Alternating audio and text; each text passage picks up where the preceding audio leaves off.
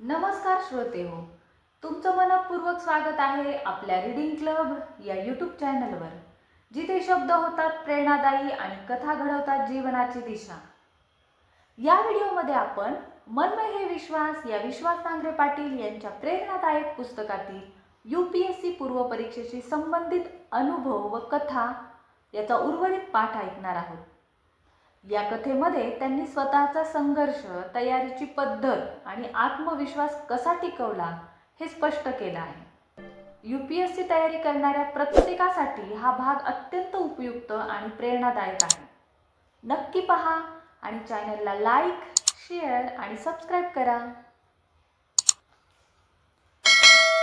अभ्यासाबरोबर ज्ञानवृद्धी करणारे, प्रेरणा देणारे छंदही जोपासायला सुरुवात केली होती.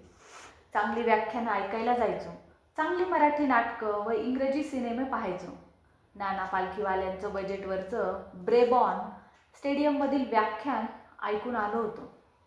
दरम्यानच्या काळात शेषन साहेबांनी निवडणुकींची प्रक्रिया स्वच्छ आणि पारदर्शक केली होती. विद्यापीठात त्याचंही मार्गदर्शन ऐकायला गेलो होतो. पण त्यांचे संस्कृत प्रचूर अवडंबरी भाषण पचलं नाही. शेवटी IAS मध्ये म्हणजे आय एम सॉरी असं त्यांनी सांगितलेलं आजही प्रत्यक्ष अनुभवतो. IAS म्हणजे आय एम सॉरी. त्यावेळी पत्र्याच्या डब्यात गोट्या टाकल्यावर येतो तसा त्यांच्या ऐकलेला खडखडणारा आवाज आजही आठवतो. रोजच्या घडामोडींसाठी जबरदस्तीनं द हिंदू आणि फ्रंटलाईनची चाचपणी करायचो. थोडक्यात मेंदूचा व आकलनशक्तीचा योग्य विकास झाला नसताना मोठमोठ्या झेपा घेण्याचा प्रयत्न करत होतो. त्यामुळे पाय कोलमडत होते, मुरगळत होते, लचकत होते. ही तयारी महाविद्यालयात असताना केली असती तर आत्ता शेवटचा हात फिरवता आला असता. कमजोर हाडांचा काडी पहिलवान असूनही हिंदी केसरीच्या जोडीची कुस्ती खेळायचा आग्रह धरून बसलो होतो. एकदम आकाशाला गवसणी घातल्यामुळे हनुमानासारखा हात पोळणार हे निश्चित होतं. माझगावच्या सेल्स टॅक्स भवनच्या 8व्या मजल्यावरच्या भल्या मोठ्या हॉलमध्ये माझ्या परीक्षेचा नंबर आला होता. खरं तर जवळजवळ सगळ्या UPSCच्या परीक्षा आमच्या वेळी त्याच हॉलमध्ये व्हायच्या. त्यामुळे SISC मधून घोळकेच्या घोळके एकत्र ट्रेननं परीक्षा केंद्राकडे जायचो. मी सकाळी फोर्टच्या मंदिरात जाऊन दर्शन घेतलं.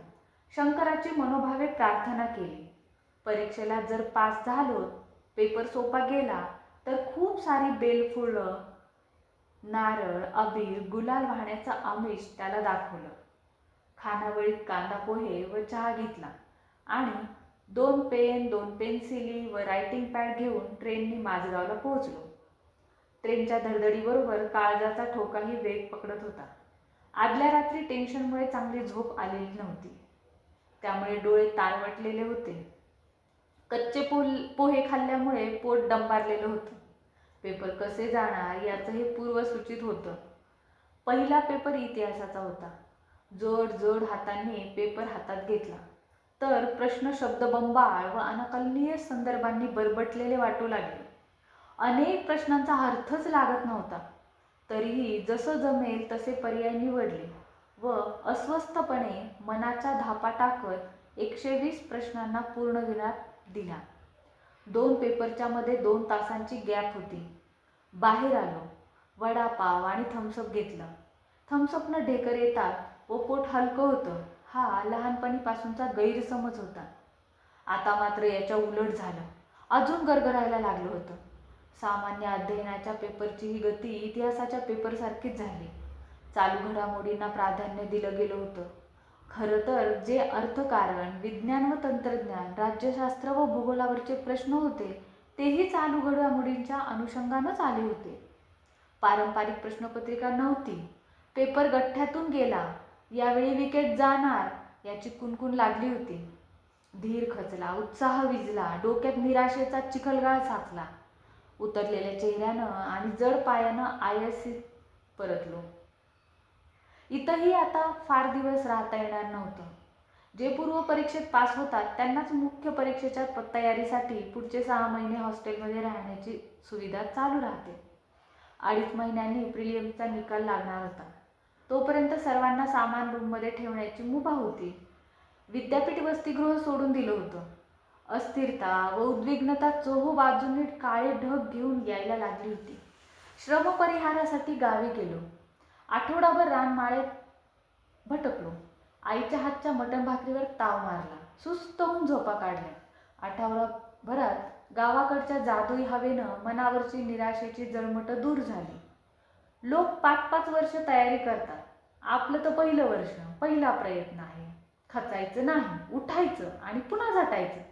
पाया घट्ट करण्यासाठी विषयांचा आवाका अभ्यासाच्या बैठकांगणिक येत होता. हे पूर्वपरीक्षेच्या तयारीवेळी अनुभवलं होतं. आता चुकून पूर्वपरीक्षेत पास झालो तरी 3-4 महिन्यात मुख्य परीक्षेला योग्य तयारीअभावी सामोरं जाणं आव्हानात्मक होतं. म्हणून पुन्हा मनाचा पदर घट्ट खोचला. डोक्यात साठलेलं मळप दूर सारलं. पडलेला अभ्यास मेरू पुन्हा उभा केला व मूलभूत तयारीसाठी रणशिंग फुंकलं. मराठी साहित्य हा दुसरा वैकल्पिक विषय मुख्य परीक्षेसाठी निश्चित केला होता. मराठी साहित्य, व्याकरण, समीक्षा यांचा रूढ अर्थानं मी विद्यार्थी नव्हतो. मला खरं तर या विषयाचं विद्यार्थी व्हायचंही नव्हतं. मला 3 महिन्यात मराठीच्या दोन्ही पेपरची व्यावसायिक तयारी परीक्षार्थी म्हणून करायची होती. SISEमध्ये पुण्याच्या सदाशिव पेठेतील सोमन यांच्या मराठी साहित्य कॅप्सूल कोर्सची माहिती मिळाली होती. आठवडाभरानंतरच ते क्लास सुरू होणार होते. एशियाड बसनं पुणं गाठलं. पुण्याच्या काळ्या हौदाजवळ सोमन सर ट्युशन घ्यायचे. सदाशिव पेठेत 10x10ची रूम कॉट बेसिसवर 2 महिन्यांसाठी भाड्यानं घेतली. सरांचा क्लास त्यांच्या 3 मजली खानदानी वाड्यातल्या तळमजल्यावरच्या अरुंद दिवाणखान्यात होता. अपुऱ्या जागेत एकमेकाला खेटून बसूनच आम्ही सरांचं त्यांच्या जुन्या पुराण्या खानदानी वाड्यावरचं व्याख्यान ऐकायचो. सोमन वाड्याचं 5 पिढ्यांनी 25 कुटुंबामध्ये विभाजन केलं होतं. त्यामुळे पंजोबा ज्या ठिकाणी बाथरूमला जात असतील तेवढ्या जागेतच पंतून संसार थाटला होता. अर्थात सर मात्र प्रशांत दामलेसारखे उत्साह आणि आवेशानं साहित्य शिकवताना पात्रामध्ये घुसायचे. ना आपटेंच्या पण लक्षात कोण घेतो या भल्या मोठ्या कादंबरीची समीक्षा त्यांनी 2 तासात उत्कृष्टपणे केली व तिच्यावर कोणत्याही अंगाने प्रश्न विचारला तर 500 ते 600 शब्दांची जुळणी करता येईल याची तयारी करून घेतली. खरं तर साहित्याची भाषा, समीक्षा आणि स्वरूप शिकायला सदाशिव पेठेपेक्षा उत्तम जागा महाराष्ट्रात तरी सापडायची नाही. मला या जुन्या वाड्यांच्या व नव्या कॉन्क्रीटच्या इमारतींना खेटून असणाऱ्या डांबरी रस्त्यावरून चालताना मराठी साहित्यातील अनेक पात्र दिसायची. मी त्यांच्याशी मुखसंवाद साधायचो. भांडी घासताना किंवा कपडे धुताना एखादी सोज्वळ, साधी आणि देखणी स्त्री दिसली की मी तिच्यात एकच प्यालातल्या सिंधूला शोधायचो. रात्रीच्या वेळी अनेक भेलकांडत चालणारे तळीराम भेटायचे. पुण्यात मराठी नाटकांची, सांस्कृतिक कार्यक्रमांची रेलचेल होती. कथा, कविता, नाटक व कादंबरी या संकल्पना समजून घ्यायला मी सिनेमा व नाटकांचा बेमालूमपणे उपयोग करून घेतला. सिनेमातून दृकश्राव्य माध्यमाच्या अनुषंगाने एखादी कलाकृती उभी केली जाते. त्यातली कॅरेक्टरही जवळच्या व्यक्तीसारखी आपल्याशी लगट करू लागतात. त्यातल्या कॅथॉर्सिसनं आपलेही डोळे ओलावतात. कादंबरी वाचताना मी समरस होऊन सिनेमा उभा करण्याचा प्रयत्न करायचो. आपल्या आवडत्या अभिनेत्यांना त्या पात्रामध्ये घुसवायचो. त्यामुळे कथा कादंबरीतील पात्र माझ्यासाठी जिवंत होऊ लागली. माडगुळकरांची मानदेशी माणसं माझ्या आजूबाजूला बसून गप्पा मारू लागली. लीळा चरित्रांपासून संत, पंत, तंतांचं लिखाण मी लीलया पेलायला लागलो. साहित्य शिकताना खरंच मजा येत होती. मात्र व्याकरणाचा बोध योग्य पद्धतीनं होत नव्हता. लीला गोविलकरांचं मराठी व्याकरणाचं उत्कृष्ट पुस्तकही मदत करत नव्हतं. सुदैवानं त्यावेळी परीक्षा पॅटर्न असा होता की अख्खं व्याकरण जरी अभ्यास करताना वगळलं तरी चालायचं. समीक्षेवर मात्र येणारा कोणताही पर्यायी प्रश्न लिहायची तयारी ठेवावी लागेल. मी समीक्षा कोळून प्यायला लागलो. साहित्य आणि समाजाची सांगड घालायला लागलो. रोजच्या जीवनातल्या व आसपासच्या जगरहाटीच्या अनेक संदर्भांमध्ये परंपरा आणि नवता शोधायला लागलो. एकूणच मराठी साहित्याची चांगली तयारी झाली होती. मार्चमध्ये दिलेल्या राज्यसेवा पूर्वपरीक्षेचा निकाल लागला. पास झालो होतो. क्लास 1 पदांसाठी अनेक जागा होत्या. आपण लिखाणात तर उजव्या आहोत. त्यामुळे राज्यसेवेच्या मुख्य परीक्षेत जमलं तर यावेळी कोणता तरी साहेब होणार असा निश्चित आत्मविश्वास निर्माण झाला होता. पुण्याची सदाशिव पेठ सोडून मुंबईला आलो. आठवडाभरातच UPSCची प्रिलिम्सचा निकाल लागला. अपेक्षेप्रमाणे नापास झालो होतो. शंभू महादेवाच्या बेलफुलांनी काही चमत्कार केला नव्हता. एक अटेम्प्ट वाया गेला होता. त्यापेक्षा अधिक दुःख SISC मधील रूम सोडायचं होतं. निदान MPSCच्या सुखद निकालानं जीवदान मिळालं होतं. आत्मविश्वास, महत्वाकांक्षा व परिश्रमाच्या त्रिसूत्रीचा दिवा मात्र तेवत राहणार होता. त्यावेळी देशमुख साहेब सार्वजनिक बांधकाम मंत्री होते. मंत्रालयात जाऊन त्यांच्यासमोर गाऱ्हाणं मांडलं. त्यांनी परीक्षा होईपर्यंत SISCला खेटून असणाऱ्या सार्वजनिक बांधकाम विभागाच्या विश्रामगृहात राहायची सोय केली. आत्ता तर एकट्याला एक रूम मिळाली होती. पायी चालत SISC मधून विश्रामगृहात सामान हलवलं. शेजारच्याच रूममध्ये जितेंद्र यादव व दीपक पाटील हे 2 उपजिल्हाधिकारी राहावयास आले होते. त्यांची UPSCच्या मुख्य परीक्षेची तयारी सुरू होती. MPSCचं मार्गदर्शन मिळेल या आशेनं यादव साहेबांशी मी घसट वाढवली. त्यांचा अभ्यास दांडगा होता. मला त्यांच्या संपर्कात राहून राज्यसेवेच्या मुख्य परीक्षेच्या तयारीचा सूर गवसू लागला. त्यांनी मला एकच मंत्र दिला, 6 नोकर ठेवायचे. ते तुला शिकवतील प्रश्नांची उत्तरं कशी लिहायची. त्या नोकरांची नावं आहेत what, why, when, where, who and how. प्रत्येक विषयाला मी या 6 प्रश्नांचे संदर्भ लावू लागलो. माझं परीक्षण चपखल व्हायला लागलं. उत्तरं सर्व रंगांना स्पर्श करू लागली. त्यांनी लिखाणावर भर द्यायला लावला. वाचन ज्ञान देतं, लिखाण नेमकेपणा आणतं आणि चर्चा आपल्याला तत्पर आणि हजरजबाबी बनवतात. पूर्व, मुख्य आणि मुलाखतीचं हेच सूत्र आहे. माझ्याकडे गावाकडचे खूप मित्र, पाहुणे मंडळी यायची. मीही साहेब होणार असा आव आणत त्यांच्यासमोर फुशारक्या मारायचो. मुळात सामाजिक पिंड असल्यानं मीही त्यांना भेटण्याचा, त्यांना चहाला घेऊन जाण्याचा कंटाळा करायचो नाही. अनेकदा 4-4 जण माझ्या छोट्या रूमवर राहायचे. त्यांचा धिंगाणा चालायचा. त्यात बरेच जण मुंबई पाहायला आलेले असायचे. मी दिवसभर पेटीत, लायब्ररीत अभ्यास करायचो. संध्याकाळी भलता कंटाळा आलेला असायचा. मग मित्रांना घेऊन मी गेटवे, मरीन ड्राईव्हवर भटकायला जायचो. रेस्ट हाऊसवर उशिरा पोहोचायचो.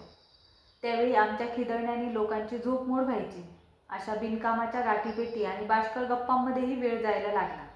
यादव साहेब हे सर्व पाहत होते. एक दिवस मला बोलावून त्यांनी खडसावलं, विश्वास, तुला स्वामी विवेकानंदांचा माणसाच्या संगतीबद्दलचा एक विचार सांगतो. आकाशातून एखादा थेंब थेट हातावर पडला तर तो पाय धुवायलाही वापरता येत नाही. तो तापलेल्या पत्र्यावर पडला तर क्षणार्धात नष्ट होतो. जर तो कमळ पुष्पावर पडला तर तो मोत्यासारखा चमकतो आणि जर तो शिंपल्यात पडला तर त्या पाण्याच्या थेंबाचाच मौल्यवान मोती होतो. तो थेंब सारखाच असतो, पण त्याचं अस्तित्व, लायकी व किंमत तो कोणाच्या संपर्कात येतो यावर अवलंबून असतं. विश्वास, मुख्य परीक्षा समोर उभी ठाकली आहे. गरुडाप्रमाणे भरारी घेण्याची इच्छा असेल तर बदकासोबत पोहण्यात वेळ वाया घालवू नकोस. एक क्षण महत्त्वाचा आहे.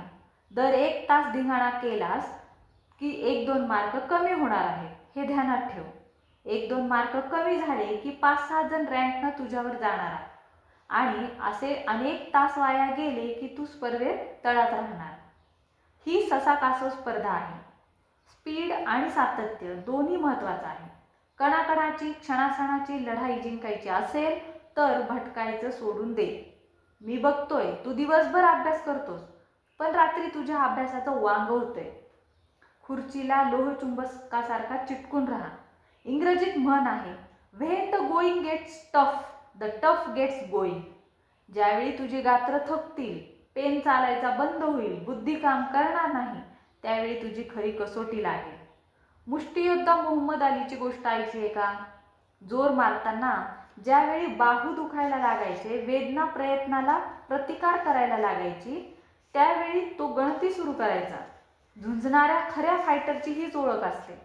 ज्यावेळी त्याच्या क्षमता संपतात त्यावेळी त्याच्या सरावातून, तपश्चर्येतून साकारलेल्या ऊर्जा त्याला साथ देतात.